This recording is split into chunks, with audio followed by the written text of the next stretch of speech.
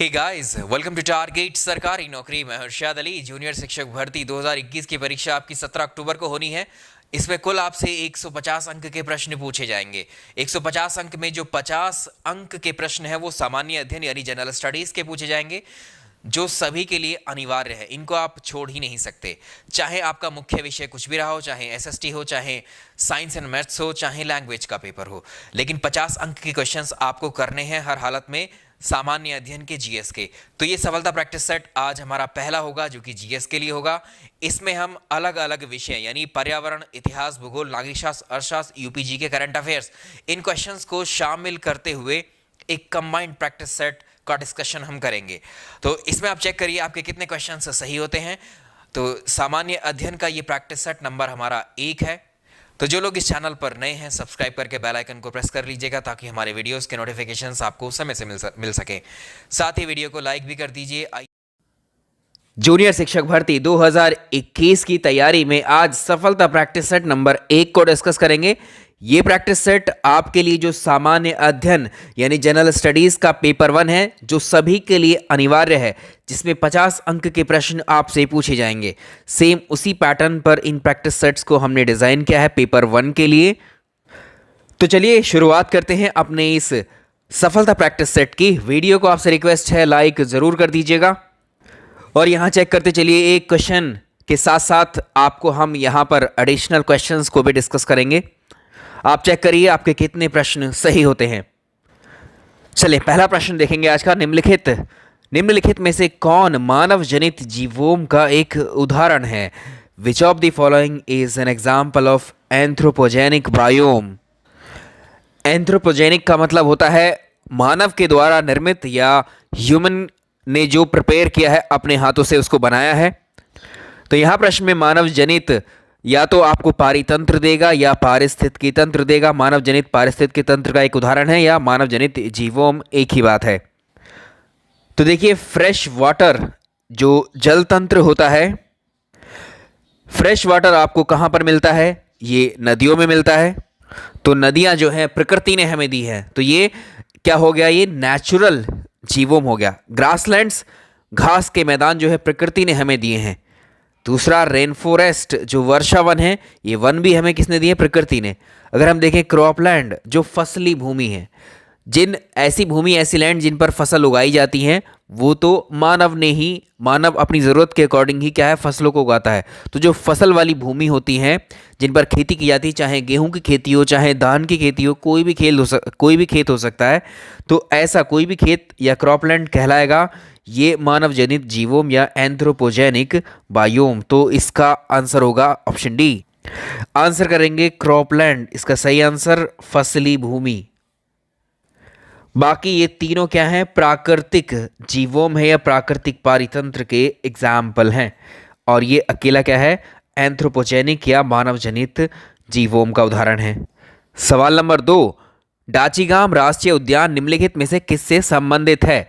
ये क्वेश्चन बहुत सरल हो जाता अगर इस क्वेश्चन को ऐसे देते कि डाचीगाम राष्ट्रीय उद्यान किस राज्य में स्थित है।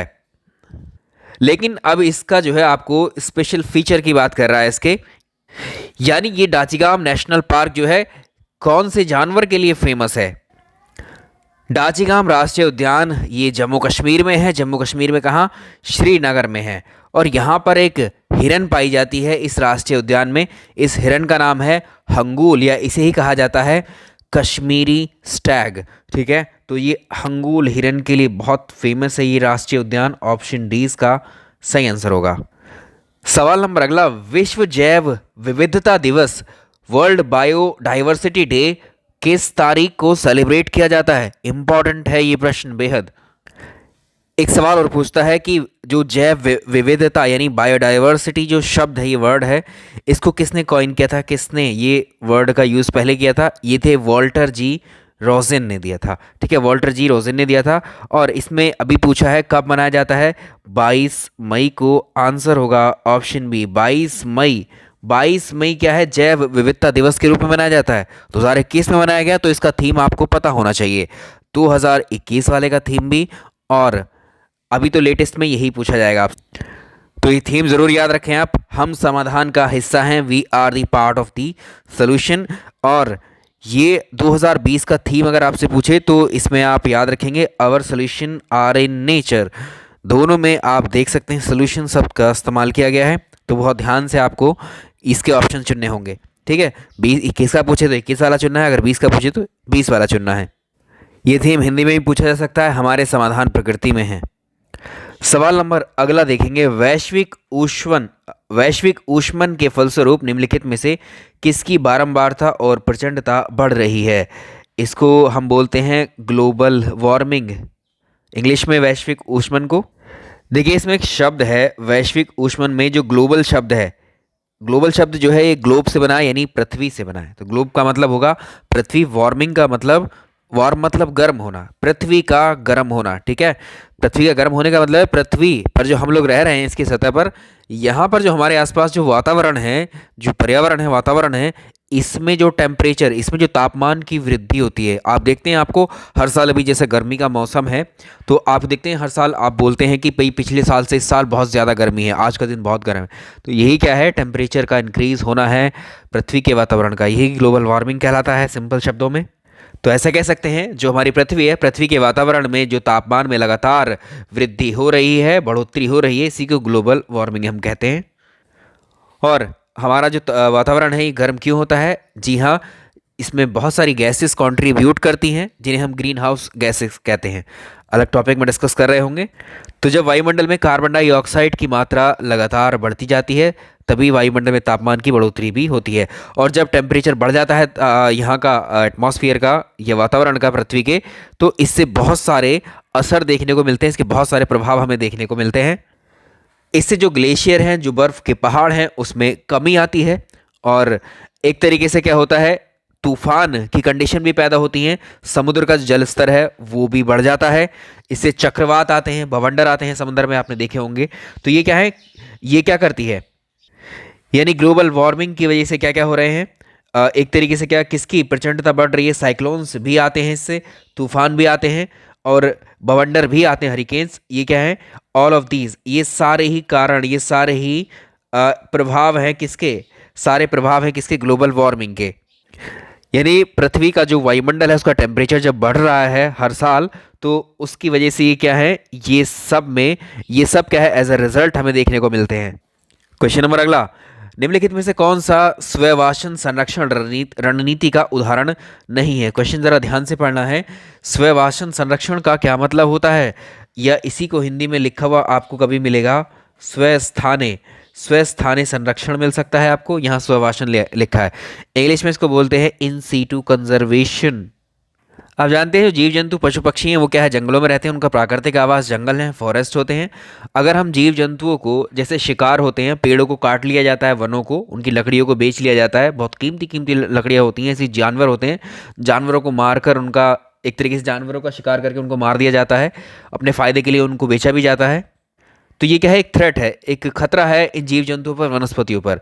अगर जहाँ पर हमारे जीव जंतु, जो जंगल हमें अवेलेबल है, प्रकृति ने हमें जो दिए हैं, अगर हम उनकी सुरक्षा, वनस्पतियों की, जीव जंतु की, उनकी सुरक्षा हम उनके प्राकृतिक आवास में ही कर रहे हैं, उनको संरक्षित कर रहे हैं, उनको संरक्षण दे रहे हैं, प्रोटेक्शन दे रहे हैं, उनके प्राकृतिक आवास का मतलब होता है जहाँ प्रकृति ने उनका आवास बना दिया, यानी जंगलों में अगर उनको हम संरक्षण दे रहे हैं तो इसको बोलते हैं स्वस्थानिक या स्वस्थाने संरक्षण।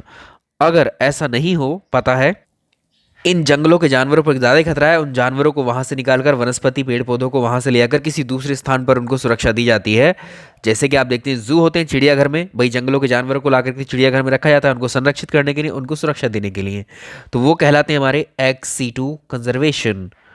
इसका मतलब बाह्य स्थाने होते हैं। तो यहाँ पर क्वेश्चन क्या पूछा है, स्वस्थाने नहीं है, यानी इन सीटू नहीं है, मतलब एक्स सीटू को पूछ रहा है कौन सा है। तो इसमें 3 ऑप्शन ऐसे हैं जो क्या है, वो प्राकृतिक वाले हैं, जिनको प्राकृतिक पर ही, प्राकृतिक आवास पर सुरक्षा दी जाती है। यानी ये 3 एग्जाम्पल इसमें कैसे हैं, इन सीटू के हैं और एक एक्स सीटू का है। एक्स सीटू का आपको बताना है, पूछ रहा है इन सीटू का जो नहीं है, इन सीटू का जो नहीं होगा वो एक्स सीटू का होगा, जाहिर सी बात है।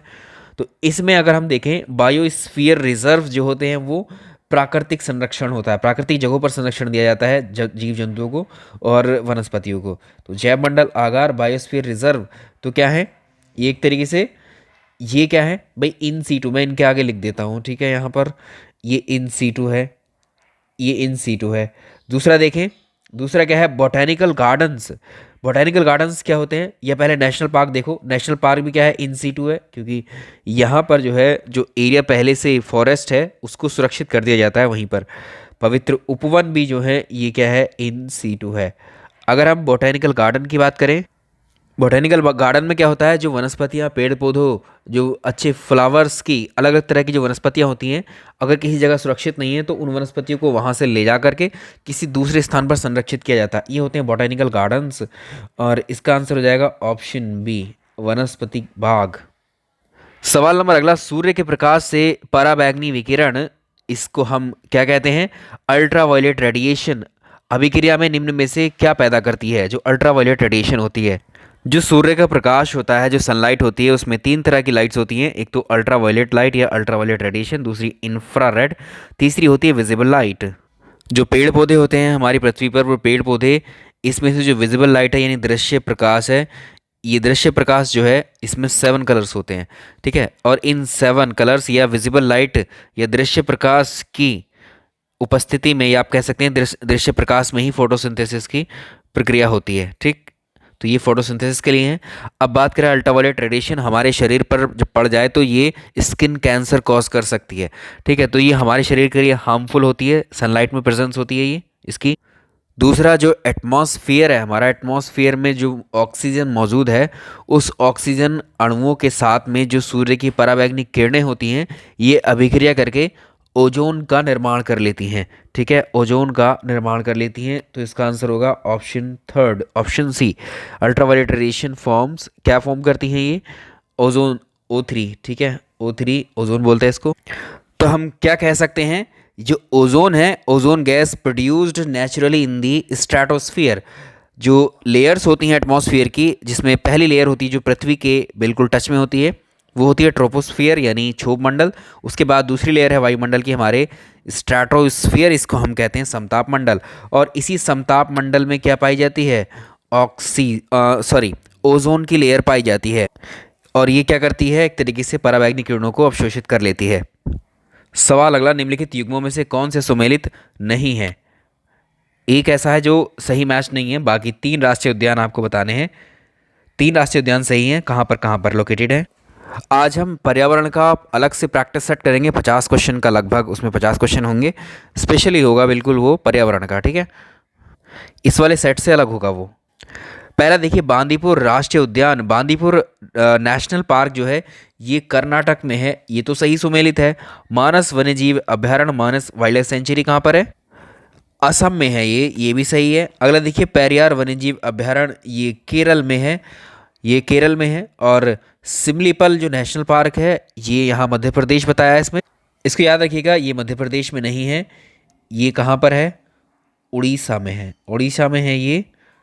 तो इसका आंसर हो जाएगा, जो सुमेलित नहीं है आपको वही सेलेक्ट करना है, आंसर होगा डी, ठीक है। इसका सही वाला आप याद रखेंगे, इसको काट देंगे। अगला देखें, वर्तमान जनसंख्या के सुखों का परित्याग किए बिना ही भविष्य के लिए ऊर्जा तथा अन्य संसाधनों की बचत निम्न में से कौन सी अवधारणा की एक परिभाषा है। आज प्रकृति ने जो भी हमें संसाधन दिए हैं, जिनका हम इस्तेमाल करते हैं, जिस तरह की ऊर्जाएं या संसाधन प्रकृति ने हमें दिए हैं, उनका हम इस तरह से दोहन करें, उनका यूटिलाइज या उनका उपयोग हम इस तरह से करें कि जो हमारी आगे आने वाली पीढ़ी है, जनरेशन है, उनके लिए भी वो बचा रहे। यानी अभी फ़िलहाल हमें न्यूनतम उपयोग उनका करना है, न्यूनतम उपयोग करेंगे तो आगे आने वाली पीढ़ियों के लिए भी कुछ बच जाएगा। तो ये कॉन्सेप्ट होता है जिसे हम बोलते हैं समपोषणीय विकास या सस्टेनेबल डेवलपमेंट। ये कई बार क्वेश्चन पूछा हुआ है, अलग अलग तरह से इसको फ्रेम करता है। तो ये सस्टेनेबल डेवलपमेंट की एक परिभाषा या कह लीजिए कॉन्सेप्ट है। भविष्य के लिए ऊर्जा और अन्य संसाधनों की बचत जो है वो सिंपली क्या है, सस्टेनेबल डेवलपमेंट है। ग्रीन पीस इंटरनेशनल का हेडक्वार्टर कहाँ पर है। ग्रीन पीस इंटरनेशनल बेहद इंपॉर्टेंट है, ये एक इन्वायरमेंटल ऑर्गेनाइजेशन है। इसका हेडक्वार्टर एम्स्टर्डम में है, और ये एम्स्टर्डम कहाँ पर है ये भी पूछ सकता है, या ये इसको कहेंगे कहाँ पर है, ये नीदरलैंड के अंदर है, ये नीदरलैंड में है। इसकी स्थापना जो की गई थी वर्ष 1971 में इसकी स्थापना की गई थी, लेकिन ये स्थापना जो की गई थी वो कनाडा में की गई थी, कनाडा के वैंकूवर में। नेक्स्ट, निम्नलिखित में से कौन सा द्वितीयक प्रदूषक है? सेकेंडरी पॉल्यूटेंट का नाम बताना है, इनमें से कौन सा है? जो पदार्थ प्रदूषण यानी पॉल्यूशन पैदा करते हैं इनको हम पॉल्यूटेंट्स बोलते हैं, ठीक है, इनको हम पॉल्यूटेंट्स बोलते हैं। तो कुछ जो प्रदूषक हैं पॉल्यूटेंट्स को हम दो तरह से बांट सकते हैं। एक तो होते हैं प्राकृतिक प्रदूषक होते हैं, ठीक है, नेचुरल पॉल्यूटेंट होते हैं, और दूसरे मानव जनित प्रदूषक हो सकते हैं। या और हम डिवाइड कर सकते हैं इनको, दो तरह से भी डिफाइन कर सकते हैं। एक तो प्राइमरी प्रदूषक, दूसरे हम कह सकते हैं इनको सेकेंडरी प्रदूषक। तो जो प्राइमरी पॉल्यूटेंट्स होते हैं, प्राथमिक प्रदूषक क्या कहलाते हैं? ऐसे प्रदूषक, ऐसे पॉल्यूटेंट जो जो उनका मूल स्वरूप होता है उसी कंडीशन में रहकर जो प्रदूषण को फैलाते हैं वही कहलाते हैं क्या? प्राथमिक प्रदूषक। इसके एग्जाम्पल क्या क्या हो सकते हैं? इसमें जैसे कार्बन डाइऑक्साइड, कार्बन मोनोऑक्साइड। तो प्राथमिक में क्या क्या हो सकते हैं? अमोनिया, डीडीटी, नाइट्रस ऑक्साइड और नाइट्रोजन ऑक्साइड, ठीक है। ये क्या है? ये हमारे प्राथमिक प्रदूषक हैं, ये प्राथमिक प्राइमरी पॉल्यूटेंट्स हैं जो अपने मूल रूप में ही प्रदूषण फैलाते हैं। दूसरा, ऐसे पॉल्यूटेंट, ऐसे प्रदूषक जो क्या करते हैं, जो ये हमारे पहले से ही भाई वातावरण में भी अलग से पदार्थ, अलग से मटेरियल, दुनिया भर की गैसेस विद्यमान हैं ऑलरेडी। तो जो प्राथमिक प्रदूषक हैं, ये वाले प्रदूषक एटमॉस्फेयर में जाकर उन जो प्रकृति में मौजूद हैं, पहले से एटमॉस्फेयर में जो पदार्थ मौजूद हैं उनके साथ रिएक्शन करके जो पॉल्यूटेंट्स बनाते हैं वो सेकेंडरी पॉल्यूटेंट कहलाते हैं। इसमें एक एग्जाम्पल है पैरोक्सी एसिटिल नाइट्रेट जो होता है, ये द्वितीयक पॉल्यूटेंट है। अभी भी ओजोन पर हमने क्वेश्चन देखा था, ये भी ओजोन भी क्या है? एक ओजोन या O3 भी क्या है? एक द्वितीयक प्रदूषक है। साथ ही H2SO4 भी है। तो इसमें जो स्मोग है, जो स्मोग भी किस में आएगा? द्वितीयक प्रदूषक में आता है। इसका आंसर होगा स्मोग, ठीक है। तो यहाँ कर सकते हैं ओजोन, H2SO4, स्मोक, पैन, ये सब क्या है? सेकेंडरी, और ये प्राइमरी। सवाल अगला, सबसे अधिक स्थिर पारिस्थितिकी तंत्र कौन सा है? मोस्ट स्टेबल इकोसिस्टम कौन सा है? इसको याद रखिएगा, हमारी पृथ्वी पर 71% हिस्से पर क्या है? वाटर है, यानी महासागर है। और महासागर में भी यानी इस जल में भी क्या पाया जाता है? जीवन। कैसे?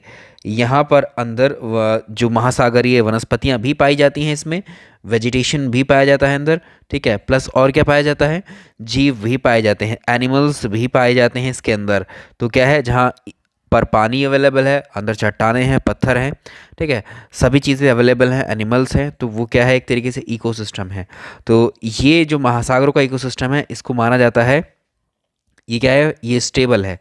तो इसमें मरीन या ओशन इकोसिस्टम क्या है? ये मोर स्टेबल या मोस्ट स्टेबल इकोसिस्टम है, ठीक है। अगला सवाल, जो इंसिनरेटर्स होते हैं इनका उपयोग किसके लिए किया जाता है?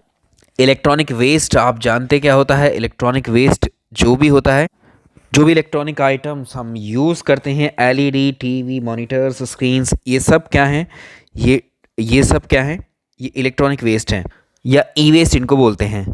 तो जो इंसिनरेटर्स होता है, जो इलेक्ट्रॉनिक वेस्ट होते हैं, इनको जलाने के लिए उपयोग में लाया जाता है। तो बर्निंग वेस्ट कूड़ा कचरा जलाने के लिए है, पुटिंग वेस्ट इनटू दैम, ठीक है। तो ये है कूड़ा कचरा जलाने के लिए है। अब यहाँ किसी ऑप्शन में स्पेसिफाई नहीं किया है कि किस तरह का कचरा जलाने के लिए है, ठीक है, मगर ये क्या है? ई वेस्ट यानी इलेक्ट्रॉनिक वेस्ट को जलाने के लिए इस्तेमाल किया जाता है। पशुओं को दिया जाने वाला कौन सा दर्द निवारक यानी पेन किलर भारत में गिद्धों के लगभग विलुप्त होने के लिए उत्तरदायी है? इंपॉर्टेंट प्रश्न है ये, प्रश्न बहुत कई बार पूछा हुआ है, पर्यावरण के लिहाज से तो इसको बेहद इंपॉर्टेंट माना जाता है। तो इसको समझिए थोड़ा सा। हमारे देश में जो पशुपालन किया जाता है, जो जानवर पाले जाते हैं, पालतू पशु जो होते हैं, उनको कभी अगर उनके जॉइंट्स पेन करते हैं, जोड़ों में अगर दर्द होता है, तो उनको दर्द निवारक के रूप में, पेन किलर के रूप में एक दवा दी जाती थी, जिसे हम जानते हैं डाइक्लोफिनेक या डिक्लोफिनेक के नाम से। ये दवा के प्रयोग के वक्त में अगर किसी जानवर की मृत्यु हो जाती, देखो ये दवा पेन किलर बहुत कारगर होती है, मतलब जॉइंट पेन उनका एक तरीके से ख़त्म हो जाता है जानवरों का, लेकिन इस दवा का इफेक्ट जो है उसके शरीर में बना रहता है जब वो जानवर मरता है। और आप जानते हैं ऐसे मरे हुए जानवरों को अक्सर आपने देखा होगा शहर के बाहर या सड़कों के किनारे पर ऐसे आपको मिल जाएंगे पड़े हुए मृत जो जानवर होते हैं, और उन जानवरों को, मरे हुए जानवरों को जब आकर के गिद्ध खाते हैं। अब उस मरे हुए जानवर में मैंने अभी आपको बताया कि उसमें क्या है, डाइक्लोफिनेक का असर मौजूद रहता है उसके मरने के बाद में, उस दवा का। तो जैसे ही जो गिद्ध आकर उस जानवर का मृत या मरे हुए डेड एनिमल का जो मांस उसको खाते हैं, उसके मांस खाने के बाद में जो गिद्धों की किडनी है वो किडनी फेल हो जाती है, एक तरीके से किडनी फेलियर हो जाता है उस दवा की वजह से। वो दवा का असर सीधे किडनी को इफेक्ट करता है, किसकी, गिद्ध की, और गिद्ध की भी मौत हो जाती है। तो इस दवा की वजह से जो गिद्ध अभी आपको पहले देखने को मिल जाते थे आपके खेतों के आसपास, आजकल नहीं मिलेंगे, बहुत कम हो गए। 5% गिद्ध ही बचे हैं अभी विश्व में। तो गिद्धों के कम होने का जो कारण है वो डाइक्लोफिनेक या डिक्लोफिनेक दवा ही है, जो जानवरों को दर्द निवारक के रूप में दी जाती है। ये कॉन्सेप्ट है इसके पीछे। इस दवा को बैन किया गया था, और इस दवा के बैन के बाद एक और दवा है मेलॉक्सिकैम, ठीक है, मेलॉक्सिकैम नाम की एक दवा है जिसके सब्स्टिट्यूट के रूप में दी जाती है जानवरों को। उत्तर प्रदेश में पूर्वांचल एक्सप्रेस मार्ग निम्नलिखित में से किस नगर से नहीं गुजरता है? सबसे पहले तो ये पूछता है किसी भी एक्सप्रेसवे क्या होते हैं, हाई स्पीड सड़कें होती हैं, ठीक है। ये हाई स्पीड सड़कों को ही क्या कहा जाता है, एक्सप्रेसवेज, ठीक। तो ये कहाँ से कहाँ तक, किसी भी एक्सप्रेसवे के बारे में पूछता है, वो कहाँ से कहाँ तक है।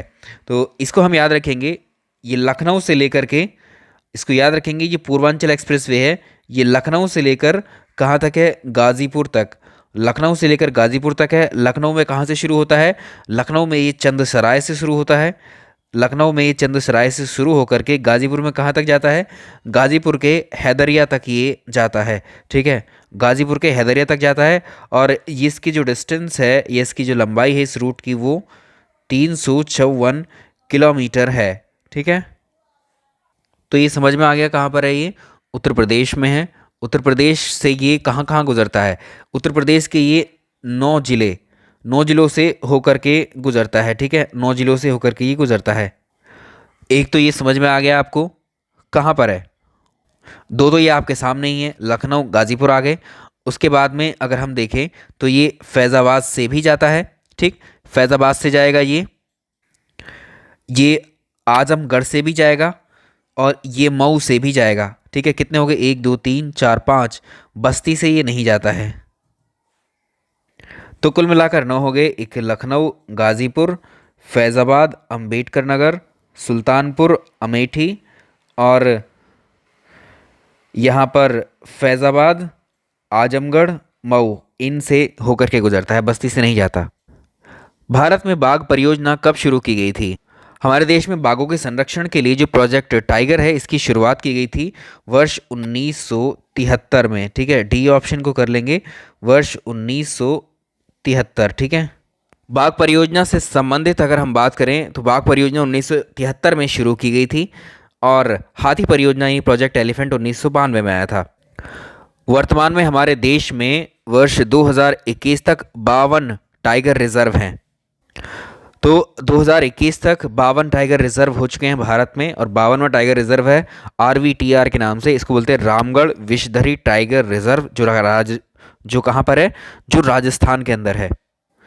नेक्स्ट देखिए, निम्नलिखित में से कौन सा जानवर है बिना पानी पिए सबसे लंबी अवधि तक रह सकता है बिना पानी पिए? ये सारे जानवर जितने भी आपको नज़र आ रहे हैं, ये सब मरुस्थल में जीवित रहने के लिए एक तरीके से अनुकूल हैं। बिना पानी पिए ये कई दिनों तक रह सकते हैं, लेकिन इनमें भी जो है कुछ लंबे समय तक रह सकते हैं। तो इसमें एक जो कंगारू रैट है ना, ये कंगारू रैट, ये सबसे लंबी अवधि तक रह सकता है अगर इन चारों में ही कंपैरिजन किया जाए तो। नेक्स्ट, नॉर्मन बोरलॉग को किस क्षेत्र में नोबेल पुरस्कार प्रदान किया गया था? नॉर्मन बोरलॉग को हम जानते हैं, ये अमेरिका के कृषि वैज्ञानिक थे। तो एक तो अमेरिका से थे, दूसरा इन्हें जो है नोबेल पुरस्कार भी दिया गया था, और इन्हें क्या माना जाता है, हरित क्रांति का पिता, father of green revolution in world, ठीक है, फादर ऑफ ग्रीन रेवोल्यूशन हमारे विश्व में अगर हम बात करें तो वो नॉर्मन बोरलॉग को कहा जाता है। और जब ये कृषि वैज्ञानिक थे, लेकिन अगर हम देखें नोबेल प्राइज इसको तो 6 क्षेत्रों में दिया जाता है, भौतिक विज्ञान के क्षेत्र में, रसायन के, चिकित्सा के, साहित्य के, अर्थशास्त्र के, शांति के लिए, ठीक है। कृषि के लिए नहीं होता शामिल, तो इनको जो दिया गया था वो शांति के लिए दिया गया था, ठीक है। पीस कैटेगरी में इनको 1970 में नोबेल प्राइज़ दिया गया था। नेक्स्ट, नीति आयोग का प्रथम उपाध्यक्ष उपसभापति कौन था? नीति आयोग का जो प्रथम उपसभापति था वो इसमें देखेंगे अरविंद पनगरिया जो थे, वो इसके प्रथम उपाध्यक्ष या उपसभापति, first vice chairman of NITI Aayog थे। नीति आयोग को 1 जनवरी 2015 को बनाया गया था और ये किसकी जगह पर आया था? योजना आयोग, प्लानिंग कमीशन के प्लानिंग कमीशन के स्थान पर इसका गठन किया गया। और आपसे पूछेगा इस वक्त 2021 में इसके चेयरमैन कौन है, इसके चेयरमैन या अध्यक्ष कौन है? तो याद रखिएगा, जब भी पूछा जाए तो उस वर्ष या उस दौरान जो भी पीएम होंगे, प्रधानमंत्री होते हैं, वही क्या होते हैं? इसके अध्यक्ष, और उपाध्यक्ष कोई दूसरा व्यक्ति होता है। और वर्ष 2021 में उपसभापति कौन है वर्तमान में? ये है राजीव कुमार। राजीव कुमार वाइस चेयरपर्सन या वाइस चेयरमैन है नीति आयोग के। नीति आयोग की फुल फॉर्म आप जानते हैं, बहुत सिंपल है, national institute for transforming India. इसके सीईओ कौन है? अमिताभ कांत।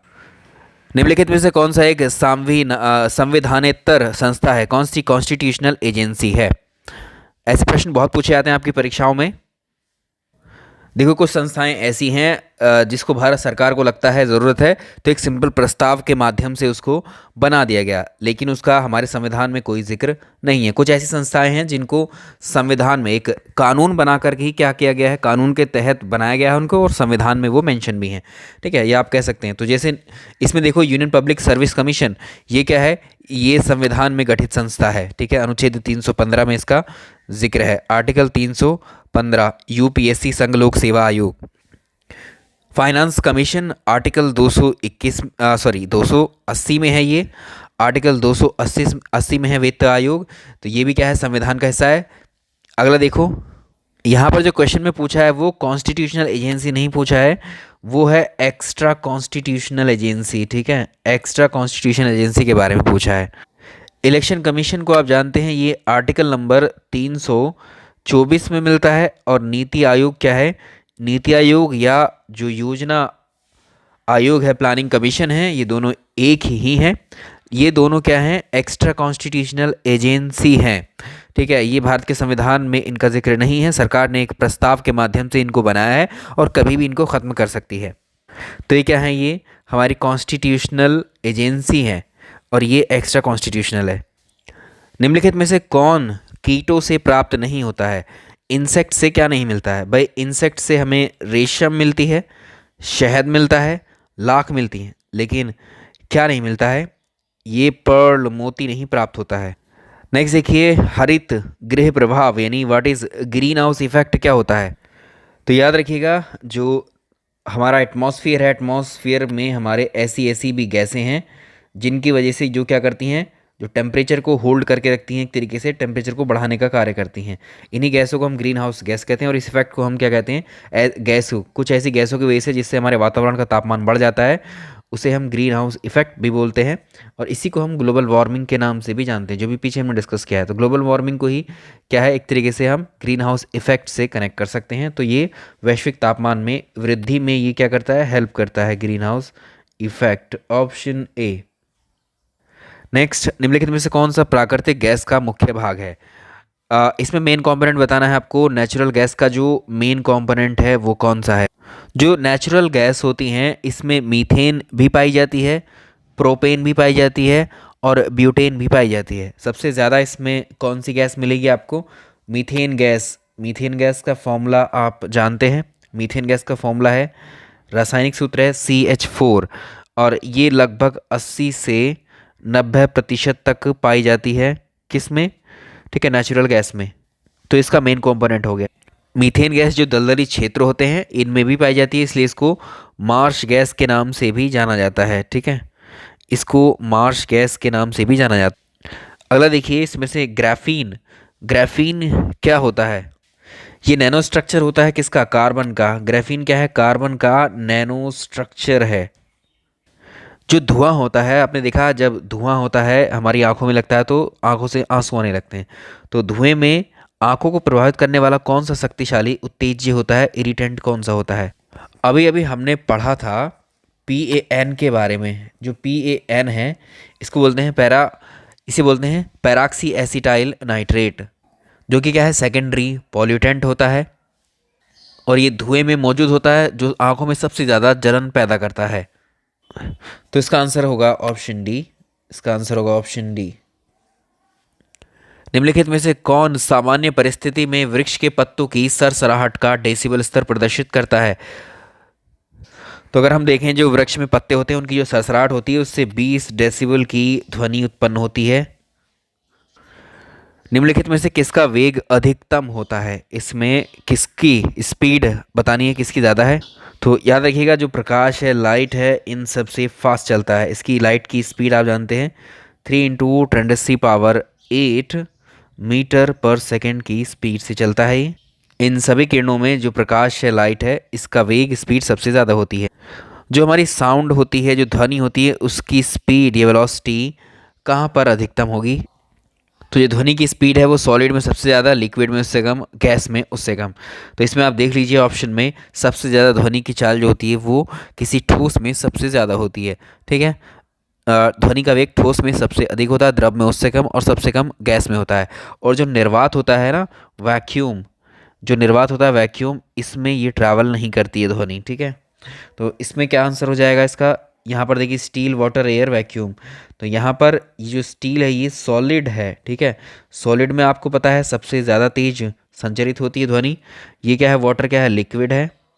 ठीक है, ये लिक्विड है। और ये क्या है? एयर, एक तरीके से गैस का मिक्सचर होती है। तो सबसे ज़्यादा सॉलिड में, उससे कम लिक्विड में, उससे कम गैस में, और बिल्कुल ज़ीरो किसमें? वैक्यूम में।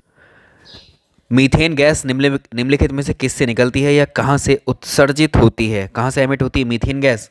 जो धान के खेत होते हैं, जो पैडी फील्ड्स होते हैं, जो धान के खेत हैं, धान के खेतों में जो गैस निकलती है वो क्या होती है? मीथेन ही होती है। दूसरी जो दीमक होते हैं, जो दीमक होते हैं, दीमक भी क्या करते हैं? मीथेन का उत्सर्जन करते हैं। ठीक है, अब इसमें से क्या है? Both A and B. तो इसका आंसर हो जाएगा ऑप्शन सी। एक और एडिशनल इसमें याद रखेंगे, जो कोयले की खानें होती, कोल माइंस, जो कोल माइंस होती हैं वहाँ पर भी मीथेन का उत्सर्जन होता है। और जो कट च्युइंग करते हैं, मतलब जो कट च्युइंग का मतलब होता है जुगाली करने वाले जो पशु होते हैं, वो भी क्या करते हैं? इस गैस को उत्सर्जित करते हैं।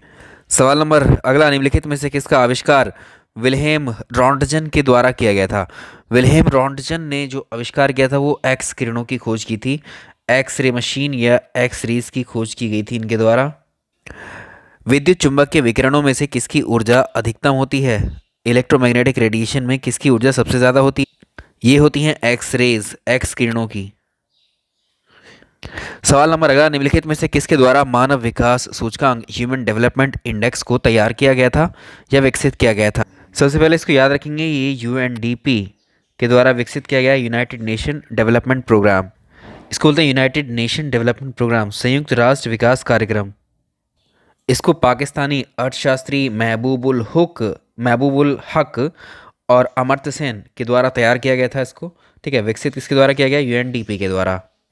इसमें एक मानव विकास सूचकांक में भारत की रैंकिंग आपसे पूछेगा वर्ष 2020 में, क्योंकि लेटेस्ट हमारे पास 2020 की है। 2020 की एसडीआई इंडेक्स में भारत किस स्थान पर है? तो भारत 131वें स्थान पर है इस सूचकांक में। निम्नलिखित में से कौन भारत में ग्रामीण रोजगार का सबसे बड़ा कार्यक्रम है? Largest rural employment programme in India हमारे देश में कौन सा है? इसको आप जानते हैं मनरेगा के नाम से। ये है मनरेगा। तो केंद्र सरकार की महत्वाकांक्षी परियोजना है ये, एक तरीके से राष्ट्रीय रोजगार गारंटी योजना है ये, जिसमें ग्रामीण बेरोजगार लोग जो होते हैं भूख और गरीबी से छुटकारा पाने के लिए केंद्र सरकार की एक योजना है। और इसका शुभारंभ किया गया था डॉक्टर मनमोहन सिंह के द्वारा 2 फरवरी 2006 को आंध्र प्रदेश के अनंतपुर जिले से किया गया था। मनरेगा का फुल फॉर्म है Mahatma Gandhi national rural employment guarantee act. ठीक, Mahatma Gandhi national rural employment guarantee act. Next, भारतीय न्यायिक व्यवस्था में जब जनहित याचिका को शामिल किया गया था उस समय भारत के न्यायाधीश कौन थे? चीफ जस्टिस कौन थे? मुख्य न्यायाधीश। इसको बोलते हैं हम, जनहित याचिका को इंग्लिश में बोलते हैं PIL या पब्लिक इंटरेस्ट लिटिगेशन। इसको उल्टा हो गया है। ठीक है, क्या है? Public interest litigation. और PIL की जो शुरुआत हुई थी वो अमेरिका से हुई थी। और इसके बाद अगर हम भारत में देखें तो उस समय न्यायमूर्ति कौन थे? ये कौन थे? PN भगवती थे उस समय CJI। देखिए नेक्स्ट क्वेश्चन देखेंगे। अगला सवाल है लोकसभा, एक्चुअली यहाँ पर होगा कंप्लीट, इसको कंप्लीट करेंगे। लोकसभा में केंद्र शासित प्रदेशों का सर्वाधिक प्रतिनिधित्व कितना हो सकता है? वर्तमान में लोकसभा की अधिकतम संख्या, मैक्सिमम जो लोकसभा में मैक्सिमम सीट्स हो सकती हैं वो 552 है। ये इसकी स्ट्रेंथ है लोकसभा की, ठीक है। इसमें से 530 जो होंगी, इसमें से 530 जो होंगी वो एक तरीके से स्टेट्स के लिए रखी गई हैं, और इसमें से बाकी कितनी 20 सीट्स जो रखी गई हैं वो यूटीज़ के लिए रखी गई हैं, जबकि दो एंग्लो इंडियन के लिए। तो इसमें कितनी है जो सर्वाधिक प्रतिनिधित्व यूटीज़ का कितना हो सकता है? वो है 20, ठीक है। यही सेलेक्ट करना है हमें। निम्नलिखित में से किसके संबंध में राज्यसभा का अनन्य अधिकार है? एक्सक्लूसिव पावर जो राज्यसभा को दी गई हैं इनमें से कौन सी है? आर्टिकल 312, अगर आपने पढ़ा होगा आर्टिकल 312, अनुच्छेद 312 के अंतर्गत जो राज्यसभा है इसमें नई अखिल भारतीय सेवाएं, ऑल इंडिया सर्विसेज को क्रिएट कर सकती है, ठीक है। एक नई अखिल भारतीय सेवा का सृजन करने के लिए रिकमेंडेशन कौन कर सकती है? राज्यसभा को ये पावर दी गई है आर्टिकल 312 में। सबसे पहले संसदात्मक जो पार्लियामेंट्री फॉर्म ऑफ गवर्नमेंट है किस देश ने शुरू की थी?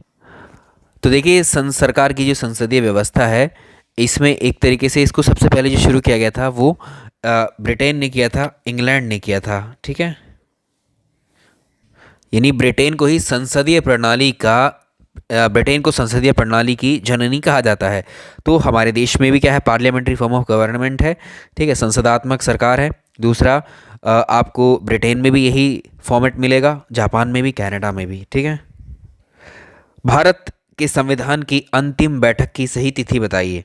एक तो पूछता है भारत की संविधान सभा की जो है प्रथम बैठक, ठीक है। ये प्रथम बैठक का क्वेश्चन तो कॉमन हो गया है, पिछले सुपर टेट में भी पूछा था प्राइमरी के, ठीक है। और कॉन्स्टिट्यूएंट असेंबली से संबंधित ही पूछा था। अंतिम बैठक के बारे में यहाँ पूछ रहा है, तो इसमें दोनों बैठकों के बारे में आपको ये पता होना चाहिए कब हुई थी दोनों बैठकें। तो देखिए जो प्रथम बैठक हुई थी संविधान सभा की वो 9 दिसंबर 1946 में हुई थी। पहली बार बैठक बुलाई गई थी संविधान सभा की, जिसकी अध्यक्षता डॉक्टर सच्चिदानंद सिन्हा के द्वारा की गई थी। ये इसके अस्थायी अध्यक्ष बनाए गए थे पहली ही बैठक में। दूसरी बैठक 11 दिसंबर को होती है संविधान सभा में। अब जो है एक परमानेंट यानी स्थायी अध्यक्ष का चुनाव हो जाता है दूसरी वाली में, 11 दिसंबर 1946 को सेकंड बैठक में। तीसरी बैठक होती कब? 13 दिसंबर को, ठीक है, दो दिन के गैप पर। और ऐसे ही लास्ट जब हम देखेंगे कुल मिलाकर के 2 साल 11 महीने 18 दिन का समय लगा हमारे कॉन्स्टिट्यूशन के निर्माण में। और जब 26 नवंबर 1949 को हमारे देश का संविधान अंगीकृत कर लिया गया और संविधान सभा की अंतिम बैठक की गई थी 24 जनवरी 1950 को, ठीक है। तो 24 जनवरी 1950 को सभी के हस्ताक्षर हो गए थे भारत के संविधान पर। तो इसका आंसर होगा ऑप्शन सी, 24 जनवरी 1950। अगला देखेंगे, भारत के संविधान की प्रस्तावना में कितने प्रकार के न्याय, स्वतंत्रता, समानता, भ्रातृत्व का उसी क्रम में उल्लेख किया गया है? ये सवाल ऐसे भी पूछा हुआ है, भारत के संविधान में कितने प्रकार के न्यायों को बताया गया है या कितने प्रकार की स्वतंत्रताओं को बताया गया है। ऐसे ये 2 बार में पूछा जा चुका है, लेकिन ये एडिशनली और इन्फॉर्मेशन भी मांग रहा है आपसे। तो आ जाते हैं संविधान की जो प्रस्तावना है। अब इसमें पहला सवाल पूछा हुआ है संविधान में प्रस्तावना कितने प्रकार के न्याय की बात की गई है। तो न्याय कौन कौन से हैं? देखिए यहाँ पर देखिए, उसके समस्त नागरिकों को सामाजिक, आर्थिक और राजनीतिक न्याय, यानी न्याय हैं 3 प्रकार के। अब विचार और उपासना की स्वतंत्रता 2 प्रकार की हैं। प्रतिष्ठा और अवसर की समानता ये कितने प्रकार की हैं? चलिए इस पर आइए, वहाँ कुछ शब्द मिसिंग हो गए वहाँ पर, इसको देखिए। यहाँ पर क्या है, हम भारत के लोग भारत को एक संपूर्ण प्रभुत्व संपन्न समाजवादी पंथ निरपेक्ष लोकतंत्रात्मक गणराज्य बनाने के लिए उसके समस्त नागरिकों को, यहाँ से शुरुआत होती है सामाजिक, आर्थिक, राजनीतिक न्याय। 3 तरह के तो जस्टिस हैं, ये रहे। विचार, अभिव्यक्ति, विश्वास, धर्म और उपासना की स्वतंत्रता। विचार, अभिव्यक्ति, विश्वास, धर्म और उपासना, कुल मिलाकर ये 5 शब्द हैं, 5 तरह की स्वतंत्रताएं हैं। प्रतिष्ठा और अवसर की समता, यानी समता या समानता 2 प्रकार की हैं। और पूछ रहा है भ्रातृत्व, तो इसको हम कह लेंगे, ठीक है। तो इसमें बंधुता, ठीक है, बंधुता ये रहे, ये एक बार इसका जिक्र है। तो हम देखें इसमें कितने प्रकार के न्याय हैं। 3 प्रकार के न्यायों की बात की गई है, 5 प्रकार की स्वतंत्रता की, 2 प्रकार की समता की, और एक जो है बंधुता की बात की गई है एक बार, ठीक है। तो ये ऑप्शन हो जाएगा ए। नेक्स्ट देखेंगे, निम्नलिखित जनपदों में से कौन से डिस्ट्रिक्ट ऐसे हैं जिसमें महिला साक्षरता दर सबसे कम है। इंपॉर्टेंट प्रश्न है। अगर हम देखें 2011 की जनगणना के अनुसार न्यूनतम महिला साक्षरता वाला जिला है, न्यूनतम महिला साक्षर, वो है श्रावस्ती, ठीक है, वो है क्या, श्रावस्ती, जिसकी जो साक्षरता दर है वो 34.8% है। नेक्स्ट देखें 2011 की जनगणना के अनुसार निम्नलिखित राज्यों में से किसमें ग्रामीण और शहरी दोनों क्षेत्रों में जो शिशु लिंग अनुपात है वो न्यूनतम है। चाइल्ड सेक्स रेशियो सबसे कम कहाँ पर है, शहर और अगर गांव गांव दोनों का कंपैरिजन करें तो हरियाणा जो है, हरियाणा क्या है, हरियाणा ऐसा राज्य है, हरियाणा का जो ग्रामीण और शहरी क्षेत्र है उसमें जन्म से लेकर के 6 वर्ष तक की आयु के जितने बच्चे हैं उनका सेक्स रेशियो अगर हम देखें वो सबसे कम आता है। तो ये हरियाणा है, ऑप्शन सी इसका सही रहेगा। 2011 की जनगणना के अनुसार निम्नलिखित राज्यों में से किसमें ग्रामीण जनसंख्या सबसे ज़्यादा है, सबसे ज़्यादा गांवों में बसने वाले लोग कहाँ पर हैं। तो ये होगा उत्तर प्रदेश, आंसर होगा इसका उत्तर प्रदेश। अगला है, स्वेज नहर के बन जाने के पश्चात भारत और यूरोप के बीच की जो समुद्री दूरी है वो कितने % की कमी आई है उस, तो इसमें लगभग 7,000 किलोमीटर के आसपास डिस्टेंस कम हुई है। तो इसको याद रखिएगा, जो स्वेज कैनाल है, जो स्वेज नहर है वो भूमध्य सागर को जो है एक तरीके से भूमध्य सागर, ये भूमध्य सागर को लाल सागर से जोड़ती है, या आप कह सकते हैं अफ्रीका को ये एशिया से कनेक्ट करती है। निम्नलिखित राज्यों में से कौन आर्थिक दृष्टि से सबसे ऊपर लेकिन लिंगानुपात के आधार पर सबसे नीचे है। इसको हम देख सकें, ओवरऑल जो हरियाणा का जो सेक्स रेशियो है, ठीक है, जो सेक्स रेशियो है हरियाणा का वो सबसे कम है सभी राज्यों में। निम्नलिखित नदियों में से किसके मुहाने पर पक्षी के पंजे जैसी आकृति वाला डेल्टा बनता है। तो एक रिवर है, इस रिवर का नाम है मिसिसिपी नदी। मिसिसिपी रिवर जो है वो यूएसए यानी अमेरिका की नदी है। इसका उद्गम जो होता है एक लेक है, इसका नाम है इटास्का लेक, इटास्का या इतास्का जो भी बोलना चाहें, यहाँ से उद्गम होता है अमेरिका में इसका, और इसका अंत जहाँ पर आकर ये सारा पानी गिरा देती है वो मैक्सिको की खाड़ी में गिराती है। जब नदियाँ चलती हैं, आप जानते हैं नदियाँ अपने साथ जो चलती हैं तो साथ में सेडिमेंट्स को लेकर के चलती हैं, अवसादों को, कंकड़ पत्थर मिनरल्स इनको लेकर के चलती हैं, और जहाँ गिर रही होती हैं इन अवसादों को एक तरीके से जमा करती हैं। जब ये अवसाद जमा हो जाते हैं तो यहाँ पर क्या होता है, ये अवसाद जमा हो गया तो ये पानी इधर से होकर के आएगा, यहाँ अवसाद जमा हो गया तो पानी इधर से होकर के आएगा। तो इस तरह से जो अवसादों के जमा होने से जो क्षेत्र तैयार होता है उसको डेल्टा बोलते हैं। तो ये डेल्टा जब ऊपर से देखते हैं हम तो ये पक्षी के पंजे के जैसी आकृति बना लेता है इस नदी के, ठीक है। इसका आंसर होगा मिसिसिपी रिवर। निम्नलिखित देशों में से किस में पंपाज जो घास होती है इसके मैदान कहाँ स्थित हैं। जो पंपाज घास है ये अर्जेंटीना में पाई जाती है, और अर्जेंटीना कौन से कॉन्टिनेंट में है, ये साउथ अमेरिकन कॉन्टिनेंट में है। अगला देखें, निम्नलिखित नेताओं में से किसने क्रांतिकारी संगठन एक अभिनव भारत समाज की स्थापना की। ये है विनायक दामोदर सावरकर के द्वारा की गई थी। निम्न गवर्नर जनरल में से किसने कांग्रेस जो थी, कांग्रेस को अत्यधिक अल्पसंख्यक लोगों का प्रतिनिधित्व करने वाली संख्या कहकर उसका मजाक उड़ाया था। ये था कौन, लॉर्ड डफरिन था। नेक्स्ट, सुरक्षा के लिए मराठों के राजस्व के दावों को किस नाम से जाना जाता था। तो लैंड टैक्स के अलावा अगर हम देखें जो शिवाजी थे उनकी आय का एक और स्रोत था जिसको हम चौथ के नाम से जानते हैं। चौथ क्या है, ये एक टैक्स है जो पड़ोसी राज्यों से वसूल किया जाता था उस समय। तो इसकी मात्रा जो है, जो टोटल राज्य था उस वक्त, टोटल राज्य की जो इनकम थी उसका 1/4, चौथ का मतलब 1/4। ये क्यों लिया जाता था पड़ोसी राज्यों से शिवाजी के द्वारा, इसलिए लिया जाता था जो पड़ोसी राज्य, एक तरीके से शिवाजी जो है अपने पड़ोसी राज्यों को प्रोटेक्शन देते थे, प्रोटेक्शन मनी कह सकते हैं, ठीक है। युद्ध के समय, आक्रमण के समय जो लूटपाट से बचाने के लिए जो प्रोटेक्शन दी जाती है उसका एक चौथ, इसको चौथ बोलते हैं। ये भी शिवाजी के द्वारा लिया जाता था। और ये है सरदेशमुखी भी शिवाजी के द्वारा ही लिया जाता था। ये भी पड़ोसियों से ही वसूल किया जाता था, पड़ोसी राज्यों से। और सरदेशमुखी 1/10 होता था। ये उस प्रदेश की जो भूमि का टैक्स था उसका 1/10 होता था। आज का अंतिम सवाल करेंगे। पुष्यमित्र शुंग के द्वारा 2 अश्वमेध यज्ञ संपन्न कराए गए थे। ऐसी जानकारी किस अभिलेख से मिलती है? पुष्यमित्र शुंग ने जो ये अश्वमेध यज्ञ कराए थे, इनको कराया था किसने? पतंजलि ने कराया था। ठीक है, तो ये हमें जो मिलती जानकारी ये कहाँ से? अयोध्या इंस्क्रिप्शन से मिलती है। तो ये हो गया आपके जीएस सामान्य अध्ययन का 50 अंक का आपका प्रैक्टिस सेट, और ये एक डेली रहेगा। बाकी विषयों के अलग अलग प्रैक्टिस सेट आपको डेली आएंगे, मतलब 2 से 3 प्रैक्टिस सेट डेली रहेंगे अब। तो ये आज का पहला है। इसके बाद आज पर्यावरण का आएगा, और उसके साथ हम करंट अफेयर्स में इकोनॉमिक्स वाला सेक्शन देखेंगे। प्रोडक्शन में कौन सा राज्य अग्रणी है किसी वेजिटेबल में, सॉरी आप कह लीजिए फलों के उत्पादन में, सब्जियों के उत्पादन में, या दालों के, या मिनरल्स के। 2020 की रिपोर्ट पर आधारित होगा वो, जो 21 में पूछा जाएगा। चलिए इस वीडियो को लाइक और शेयर ज़रूर कीजिएगा। Thank you so much.